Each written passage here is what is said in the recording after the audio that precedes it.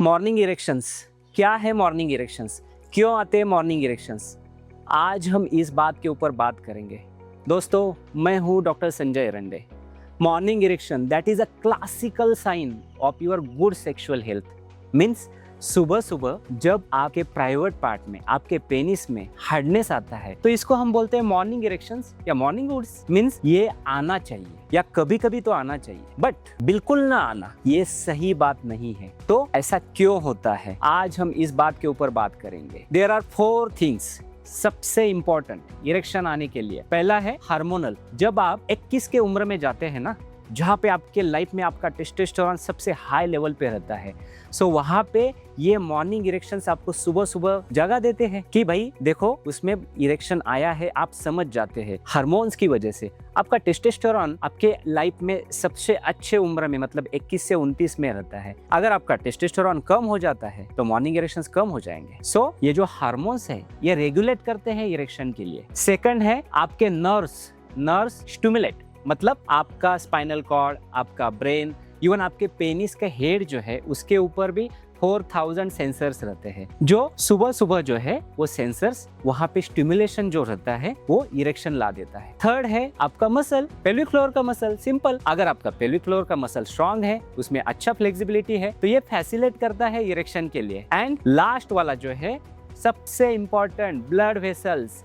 आपके private part में आपके जो बाल है उनके साइज के इतने छोटे छोटे भी ब्लड वेसल्स रहते हैं। अगर आपके ब्लड वेसल में ब्लड सर्कुलेशन अच्छा हो रहा है तो मॉर्निंग इरेक्शन अच्छे आ जाएंगे। Means neurological, muscular, vascular, hormonal, ये सारी चीजें आपके मॉर्निंग इरेक्शन को सपोर्ट करती है। और ना आ जाए तो that is a physical reason. Means अगर आपके मॉर्निंग इरेक्शंस आ रहे लेकिन फिर भी आपको इरेक्शन को प्रॉब्लम है तो हम बोलेंगे that is a psychological reason. बस मानसिक है। अगर आप स्ट्रेस में हैं, अगर आप दिन भर थक जाते हैं या फिर आपका रिलेशनशिप डिस्टर्ब है, साइकोलॉजिकल मॉर्निंग इरेक्शंस आएंगे। लेकिन अगर मॉर्निंग इरेक्शन बिल्कुल प्रेजेंट नहीं है, that is a physical issue, जहाँ पे आपके रीजन जैसे कि डायबिटीज है, बीपी है, उसकी वजह से आपके पेनिस में ब्लड फ्लो अच्छा नहीं होता है, that is a vascular reason. या फिर आपके जो ब्लड वेसल के साथ वहां पे सेंसर्स, मतलब डायबिटीज की वजह से भी सेंसर्स कमजोर हो जाते हैं, तो वहां पे इरेक्शन नहीं आएगा। अगर आपका वजन बढ़ा हुआ है, पूरे पेट का वजन आपके मसल के ऊपर है, जो मसल एक्चुअली पेनिस को नीचे से सपोर्ट देते हैं, that is a muscular. So weight control में रहना चाहिए। And then